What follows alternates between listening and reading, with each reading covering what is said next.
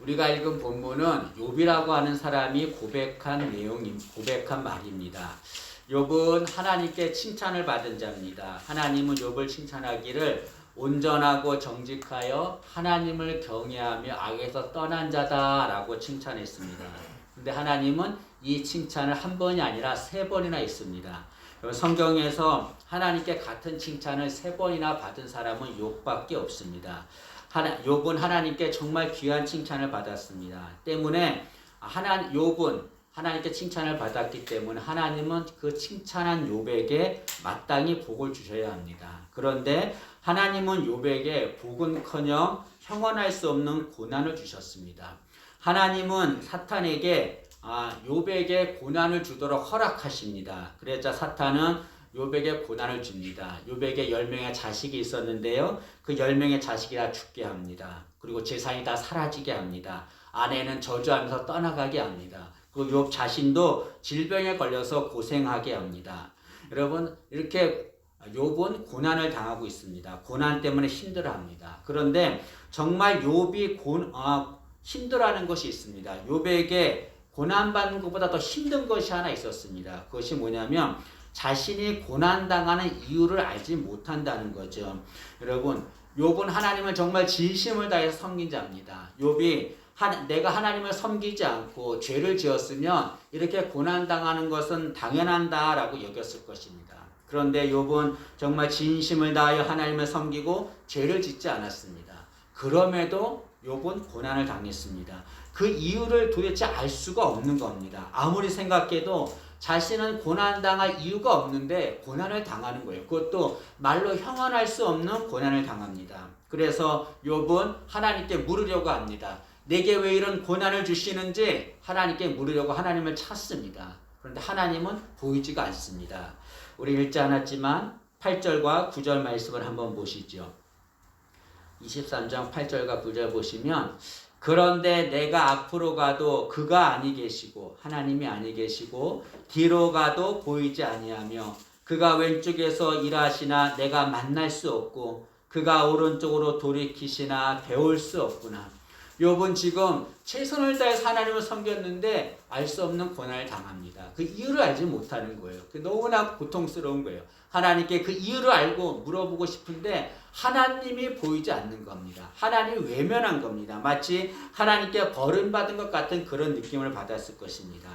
우리도 이런 욥과 같은 경험을 할 때가 있습니다. 정말 신실하게 최선을 다해서 하나님을 섬기고 신앙생활 했는데 고난을 당합니다. 정말 열심을 다해서 믿음 생활했는데 고난을 당하는 거예요. 그 고난 주신 이유를 알지를 못하는 겁니다. 그때 무척 당황스럽죠. 근데 여러분, 우리가 신앙생활하면서 알아야 할 것이 하나 있습니다. 그것이 뭐냐면 우리는 우리가 일어나는 모든 일에 대해서 그 이유와 해답을 알기를 원하지만 하나님은 우리에게 일어나는 일에 대해서 항상 그 이유와 해답을 알려주지 않는다는 거죠. 그리고 고난도 마찬가지입니다. 우리는 알 수 없는 고난을 당합니다. 그 이유를 알고 싶어 하지만 하나님은 그 고난에 대해서 항상 그 이유를 알려주지 않습니다. 우리가 할 일이 있습니다. 그것이 무엇입니까? 하나님이 내가 고난당한 이유를 알려주지 않으면 굳이 알려고 할 필요가 없습니다. 그냥 내게 주어진 상황에 순응하며 살면 되는 거죠. 그러면 나중에 하나님께서 내가 고난당하는 이유를 알려주십니다.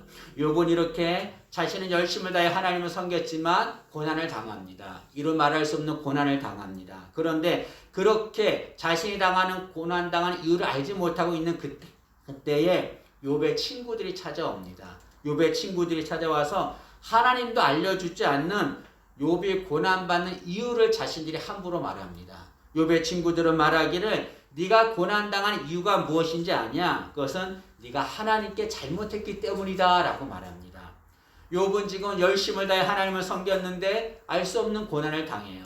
그런데 하나님도 알려주지 않는 그 고난당하는 이유를 친구들이 와서 네가 잘못했기 때문에, 네가 죄를 지었기 때문에 그런 고난을 당하는 것이다. 너 때문에 당하는 것이다 라고 말합니다.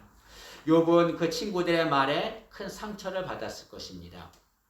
우리도 이 욥의 친구들처럼 고난당하는 이들에게 함부로 말을 해서 상처를 주는 이들이 있습니다.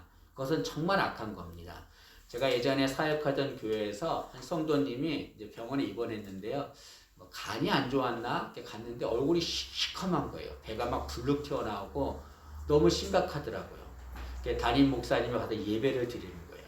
예배를 드릴 때 설교를 할 때 뭐라고 말하냐면 제가 직접 들었어요. 그 성도한테 집사한테 그러는 거예요. 집사님이 이렇게 질병에 걸린 이유가 무엇인지 아냐? 하나님께 죄를 지었기 때문이다. 하나님 앞에 지금 죄를 회개해야 된다. 라고 그런 설교를 하는 거예요. 그 집사님은 지금 질병 때문에 막 힘들어하고 있는데 그런데 거기서 당신이 죄를 지었기 때문에 이렇게 병에 걸려서 고생하는 것이다 라고 말합니다. 그 집사님은 큰 상처를 받았어요. 나중에 그 교회를 떠나가고 말았습니다. 여러분, 상처를 고난당하고 있는 자들에게 필요한 것은 위로입니다. 그들이 함부로 내가 하나님인 것처럼 함부로 말을 해서 상처를 주어서는 안 되는 거죠. 이렇게 욥의 친구들은 욥에게 네가 잘못을 했기 때문에 고난을 당한 것이다 라고 함부로 정죄하며 말합니다. 그런데 그 말을 들은 욥이 고백하는 말입니다. 그것이 오늘 본문의 말씀입니다. 욥은 뭐라고 말합니까? 하나님께서 내가 가는 길을 아신다 라고 말합니다. 이 말의 뜻은 내가 이렇게 고난을 당하는데 내가 고난당하는 이유를 나는 알지를 못하지만 하나님은 아신다는 거죠. 나는 내가 왜 고난을 당하지 나는 알지 못한다. 그러나 하나님은 내가 고난당하는 이유를 아신다라고 말합니다. 여러분, 우리도 고난당할 때 우리가 고난당한 이유를 알지 못하지만 하나님은 아시는 거죠. 여러분, 우리 찬송가 372장에 그 누가 나의 괴로움 알며 라고 하는 찬양이 있습니다. 이 찬양은 흑인들이 부른 연가입니다. 아프리카 흑인들은 미국에 끌려와서 노예가 되어서 많은 고난을 당했습니다. 이 흑인들은 자신들이 왜 노예로 끌려와서 고난을 당하는지 그 이유를 알 수가 없는 겁니다. 자신이 잘못한 것도 없는데 끌려와서 고난을 당하는 겁니다. 그런데 나중에 그들은 자신들은 고난당한 이유를 알지 못하지만 하나님은 내가 고난당하는 이유를 아신다라고 고백합니다. 그리고 고백을 찬양합니다. 그 찬양이 그 누가 나의 괴로움 알며 라고 하는 찬양입니다. 그 찬양에는 같은 말이 반복되어 나옵니다. 그 누가 나의 괴로움 알며 또 나의 슬픔 알까? 주밖에 누가 알아주랴? 영광 할렐루야. 내가 지금 고난을 당하고 있는데 이 고난당한 이유를 알지 못해요. 사람들은 나를 정죄합니다. 네가 잘못했기 때문에 고난당한 것이다 라고 정죄합니다. 그러나 욥은 담대히 말하죠. 내가 고난당할 이유를 알지 못하지만 그러나 나는 모르지만 하나님은 내가 고난당하는 거 아신다는 거죠. 내가 아픔당하는 그 이유가 무엇인지 하나님은 아신다라고 말합니다. 그리고 나서 욥은 놀라운 고백을 합니다. 정말 귀한 고백입니다. 뭐라고 고백합니까? 내가 순금같이 되어 나오리라 라고 말합니다. 이 말은 내가 지금 당하는 고난 그 이유를 알지 못하지만 그 이유를 알지 못해도 상관없습니다. 내가 고난 당하고 있으면 그 고난 당하는 거 하나님께 맡깁니다. 그리고 자신은 그 고난을 잘 극복해서 내가 순금 같은 신앙이 되겠습니다 라고 고백하는 거죠. 내가 고난 당한 이유 알지 못해요. 욥은 알지 못하니까 내가 알려고 하지 않습니다. 그냥 하나님께 맡깁니다. 하나님 다 알아서 하시니까, 아시니까 하나님께 맡기고 내가 할 일은 내가 당하고 있는 고난 그걸 잘 극복해서 내가 순금 같은 신앙인이 되는 것, 그것이 내가 할 일입니다 라고 고백합니다. 여러분, 고난을 당할 때 그 고난의 이유를 알려고만 애쓰는 이들이 있습니다. 그러면 그 고난에 끌려다니게 됩니다. 그러나 여러분, 고난을 당할 때 이유를 알지 못하면 그냥 모르는 채로 하나님께 맡기면 됩니다. 그리고 내가 당하는 그 고난을 잘 극복해서 순금 같은 신앙인이 되면 됩니다. 여러분, 여기 순금은 어떤 불순물도 없는 순수한 금을 말합니다. 순금이 되려면 불순물이 없어야 합니다. 그런데 그 불순물을 없애려면 어떻게 해야 됩니까? 뜨거운 용광로에 집어넣어야 되는 거죠. 하나님은 우리가 순금 같은 신앙인이 되기를 원합니다. 그런데 우리에게 너무나 많은 불순물들이 있는 거예요. 하나님이 이 불순물을 없애기 위해서 고난이라고 하는 용광로에 우리를 집어넣으시는 거죠. 그러면 우리 안에 있는 불순물은 다 사라지고 우리는 순금 같은 신앙인이 되는 거죠. 석탄과 다이아몬드는 같은 탄소로 이루어졌습니다. 그런데 왜 어떤 것은 석탄이 되고 어떤 것은 다이아몬드가 됩니까? 그것은 열기와 압력을 얼마큼 견디는가의 차이에 있는 겁니다. 여러분, 1000도가 넘는 열기와 3만이 넘는 압력을 견디면 다이아몬드가 됩니다.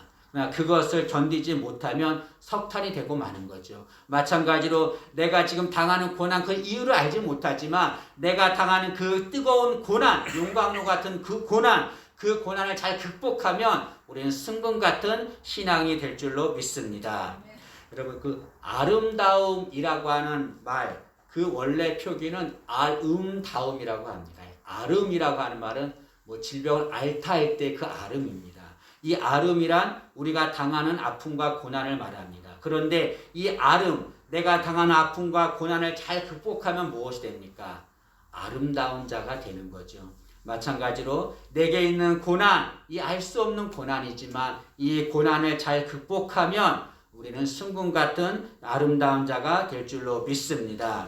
욥은 자신에게 있는 고난을 잘 극복했습니다. 그래서 승분 같은 아름다운 자가 되었습니다. 하나님은 그런 욥에게 복을 주셨습니다. 욥기 42장 12절에 보면 여호와께서 욥의 말년에 욥에게 처음보다 더 복을 주시니, 욥은 자녀가 10명 있었습니다. 많은 재산이 있었습니다. 그런데 한순간에 다 사라지고 말았어요. 하나님께서 말년에 그 처음보다 더 큰 복을 주셨다라고 말합니다. 성경에 보면 하나님은 욥이 가졌던 재물보다 그 배에 많은 재물을 주었습니다.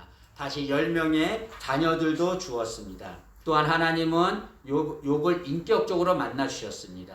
욥기 42장 5절에 보면 내가 주께 대하여 귀로 듣기만 하였사오나 이제는 눈으로 주를 배움나이다 라고 말합니다. 욥은 내가 하나님을 보았다라고 말합니다. 여기 하나님을 보았다고 하는 것은 인격적으로 만났다는 것을 말하죠. 그동안 욥은 하나님에 대해서 귀로만 들었습니다. 이것은 지식적으로 아는 거예요. 이것은 하나님을 만나지 못했다는 것을 말합니다. 그런데 자신이 당하는 알 수 없는 이유를 알지 못하는 고난, 그 고난을 극복하자 그는 하나님을 인격적으로 만납니다. 여러분, 우리도 우리에게 있는 고난이 있습니다. 이 고난을 잘 극복해서 욥처럼 순금 같은 신앙이 되기를 진심으로 소망합니다. 여러분, 고난 당하는 것에 대해서 우리가 오해하는 것이 있습니다. 그것은 고난 당하는 것은 실패한 것이다 라고 생각하는 이들이 있습니다. 절대로 그렇지 않습니다. 여러분, 고난 당하는 것은 절대로 실패가 아닙니다. 그것은 과정인 거죠. 과정은 통과하면 되는 겁니다. 여러분, 내게 있는 고난이 아무리 힘들고 어려워도 그 고난의 과정을 잘 극복하고 통과하면 우리는 순금 같은 신앙이 될 줄로 믿습니다. 혹시 이유를 알 수 없는 고난 속에 있는 이들이 있습니까? 너무 힘들어서 아무도 모르게 눈물 흘리는 이들이 있습니까? 가슴을 치면서 괴로워하는 성도들이 있습니까? 나는 이유를 알지 못해요. 그러나 누가 아십니까? 하나님은 아시는 거죠. 하나님은 아시기 때문에 우리는 내가 당하는 알 수 없는 그 고난을 하나님께 다 맡기는 거예요. 맡기면 하나님이 인도하시는 겁니다. 그리고 우리는 내가 당하는 그 고난을 잘 극복해서 그 고난의 과정을 통과하면 됩니다. 그럼 하나님께서 우리에게 순금 같은 신앙이 되는 은혜를 줄 줄로 믿습니다. 우리 모두 내가 받는 그 고난을 잘 극복해서 순금 같은 그런 신앙이 되기를 진심으로 소망합니다.